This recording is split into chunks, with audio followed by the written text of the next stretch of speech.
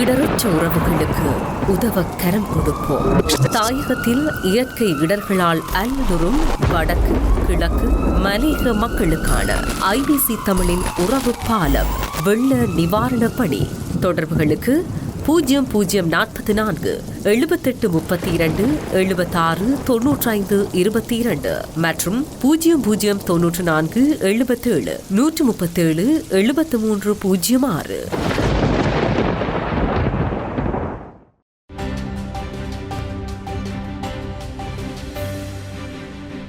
வணக்கம். இன்றைய செய்தி தொகுப்பினூடாக இணைந்திருக்கின்றோம்.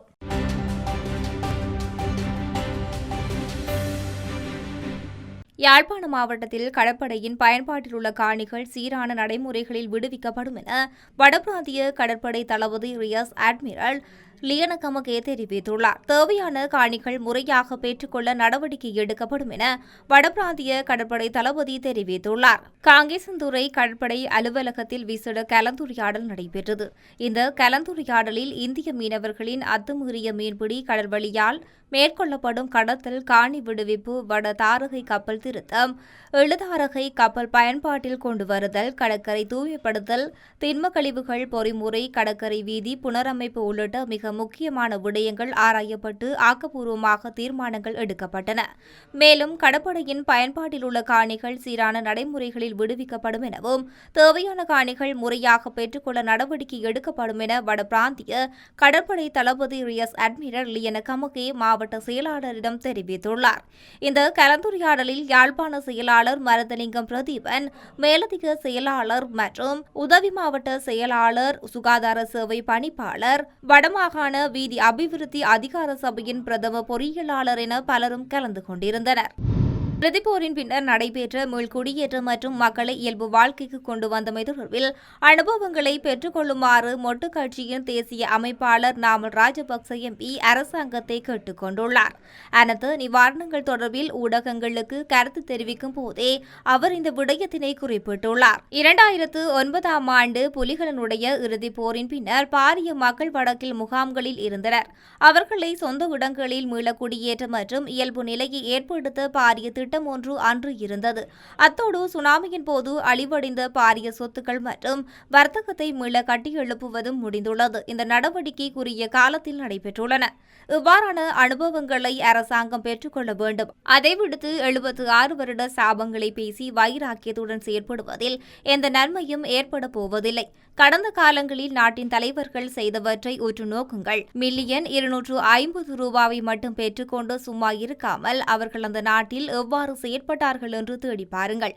கடந்த காலத்தில் ஏற்பட்ட அனர்த்தங்களின் போது அரசாங்கம் செயற்பட்ட விதம் தொடர்பில் ஆராய்ந்து பாருங்கள். எந்த நேரமும் குறையே பேசி அரசியல் நடத்தாமல் மக்களை விரைவாக மீள்குடியேற்றம் செய்யுமாறு அவர் குறிப்பிட்டுள்ளார். அனர்த்த நிலைமையின் பின்னர் நாட்டை வளமைக்கு கொண்டு வரும் செயற்பாட்டுக்கு சரியான தரவுகள் அவசியம் என்றும் அந்த தரவுகளை சேகரிப்பதற்கு மக்கள் பங்கேற்புடனான முறையான பொறிமுறை அவசியம் என்று பிரதமர் கலாநிதி ஹர்னி அமரசூரிய தெரிவித்துள்ளார். அனர்த்த நிலைமையின் பின்னர் நாட்டை வளமைக்கு கொண்டு வருவதுடன் அது தொடர்பில் பிரதமர் அலுவலகத்தில் நடைபெற்ற கலந்துரையாடலின் போது பிரதமர் இதனை குறிப்பிட்டுள்ளார். இயற்கை அனர்த்தங்களை குறைத்து இயற்கையுடன் இணைந்து நாட்டின் அபிவிருத்தி செயற்பாடுகளை எவ்வாறு முன்னெடுக்க வேண்டும் என்பது குறித்து பேராசிரியர் உரையை நிகழ்த்தினார். இதனைத் தொடர்ந்து கருத்து தெரிவித்த பிரதமர், புதிய அபிவிருத்தி வேலை திட்டத்தை நோக்கி செல்லும் போது நாம் எதிர்நோக்கும் பிரதான பிரச்சினை என்னவென்றால் பல்வேறு தரப்பில் இருந்து பெறப்படும் தரவுகளை ஓரிடத்தில் தொகுப்பதற்குரிய பொறிமுறை இல்லாமையேயாகும். அடித்தளத்தில் இருக்கும் அரசு உத்தியோகஸ்தர்களினதும் பொதுமக்களினதும் பங்கேற்புடனான தரவு சேகரிப்பு பொறிமுறை ஒன்றினை உருவாக்குவது மிகவும் அவசியமாகும். கிராம மட்டத்திலான தகவல்களை சரியாக அறிந்திருப்பது அவர்களே. இதனால் பிரதேச மட்டத்திலும் மாவட்ட மட்டத்திலும் சரியான தரவுகளை சேகரிப்பதற்கான பொறிமுறை ஒன்றினை தயாரித்துக் கொள்வது மிகவும் அவசியம் என பிரதமர் தெரிவித்துள்ளார். இதன்போது கருத்து தெரிவித்த வெகுசன ஊடக பிரதி அமைச்சர் ஹவுசலியா ஆரியரத்ன, மக்கள் பங்கேற்புடன் மேற்கொள்ளப்படும் நடவடிக்கைகள் எந்தளவுக்கு பிரயோசனமானவை என்பதை ஏற்பட்ட அனர்த்த நிலைமையின் போது நாம் நன்றாக புரிந்து கொண்டோம். வெள்ள நிலைமையின் போது கடுவெல பிரதேச மக்கள் பங்கேற்புடன் நாம் செயற்பட்ட விதம் மிகவும் வெற்றிகரமானதாக அமைந்துள்ளது. இதன்போது நமக்கு கொட்டக சபை முறைமை மிகவும் பிரயோசனமாக இருந்தது. தரவு சேகரிப்பு செயல்பாட்டுக்கு சமூக சக்தி, கொட்டக சேவை போன்றதொரு பொறிமுறையை பயன்படுத்த முடியுமானால் மிகவும் பிரயோசனமாக அமையும் என அவர் தெரிவித்துள்ளார். தொடர்ச்சியாக பலத்த மழைக்கு பின்னர் தேசிய கட்டிட ஆராய்ச்சி நிறுவனம் இதுவரை 494 இடங்களை ஆய்வு செய்து முடிவுகளை தெரிவித்துள்ளது. மேலும் 2198 இடங்களை ஆய்வு செய்யுமாறு பொதுமக்கள் கோரிக்கை விடுத்துள்ளதாக அந்த நிறுவனம் கூறியுள்ளது. இதற்கிடையில் பலத்த மழை ஓய்ந்த போதிலும் 4 மாவட்டங்களில் உள்ள 37 பிரதேச செயலாளர் பிரிவுகளுக்கு தொடர்ந்து மண்சரிவு அபாய சிவப்பு எச்சரிக்கை விடுக்கப்பட்டுள்ளது. தொடர்ச்சியாக பெய்து வரும் மழை காரணமாக மண் அதிக ஈரப்பதனுடன் இருப்பதனாலும் தற்போது வடகிழக்கு பருவமழை அதிகரிப்பாலும் மண் சரிவு சிவப்பு எச்சரிக்கை தொடர்ந்து விடுக்கப்பட்டுள்ளதாக தேசிய கட்டிட ஆராய்ச்சி நிறுவனம் குறிப்பிட்டுள்ளது. மண் சரிவு அறிகுறிகள் அடையாளம் காணப்பட்டுள்ளதால் பதுளை மாவட்டத்தில் பல குடும்பங்கள் அந்த பகுதிகளில் இருந்து வெளியேற்றப்பட்டுள்ளதாக அந்த நிறுவனம் தெரிவித்துள்ளது. வானிலை ஆய்வு மையம் எதிர்வரும் 19ஆம் தேதி வரை மழை பெய்யக்கூடும் என்று அறிவித்துள்ளது. தற்போது பாதுகாப்பான இடங்களில் தங்கியுள்ள மக்கள் தொடர்ந்தும் அங்கேயே தங்கியிருப்பது மிகவும் பொருத்தமானது என்று தெரிவிக்கப்பட்டுள்ளது. அத்துடன் 5 மாவட்டங்களில் உள்ள 34 பிரதேச செயலாளர் பிரிவுகளுக்கு 2ஆம் கட்ட மண்சரிவு அபாய எச்சரிக்கை முன்வைக்கப்பட்டுள்ளது. மேலும் 3 மாவட்டங்களில் உள்ள 17 பிரதேச செயலாளர் பிரிவுகளுக்கு 1ஆம் கட்ட கீழ் மண்சரிவு எச்சரிக்கைகளும் விடுக்கப்பட்டுள்ளன. முன்னாள் ஜனாதிபதி மஹிந்த ராஜபக்சவுக்கு சத்திர சிகிச்சை மேற்கொள்ளப்பட்டுள்ளதாக தெரிவிக்கப்படுகின்றது. கொழும்பில் உள்ள தனியார் மருத்துவமனை ஒன்றில் இந்த சத்திர சிகிச்சை மேற்கொள்ளப்பட்டுள்ளது.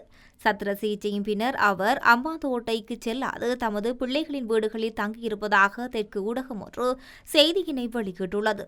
முன்னாள் ஜனாதிபதி மஹிந்த ராஜபக்ச தற்பொழுது குணமடைந்து வளமைக்கு திரும்பியுள்ளதாக தெரிவிக்கப்படுகின்றது.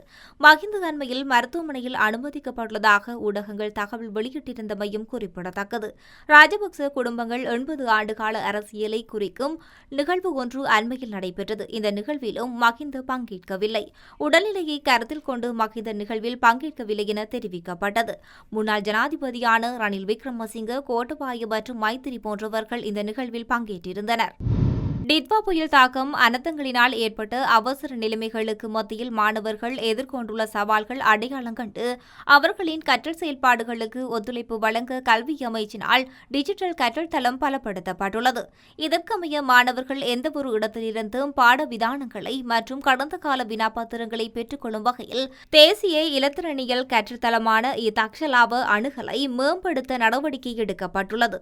இந்த அணுகுமுறையினூடாக பாடசாலைகளை மூடுதல் மற்றும் வெளிவாரியான நெருக்கடிகளின்றி மாணவர்கள் பரீட்சைக்கென தொடர்ச்சியாக தயாராகுவதற்கு சந்தர்ப்பம் காணப்படுகின்றது. பேரிடரால் பாதிக்கப்பட்ட பகுதியில் உள்ள மாணவர்கள் மீண்டும் பாடசாலைக்கு செல்லும் போது சீருடைகள் கட்டாயமாக்கப்படாது என கல்வி அமைச்சு அறிவித்துள்ளது. குறித்த விடயத்தை கல்வி அமைச்சின் செயலாளர் நாளுக்கு கல்விவ தெரிவித்துள்ளார்.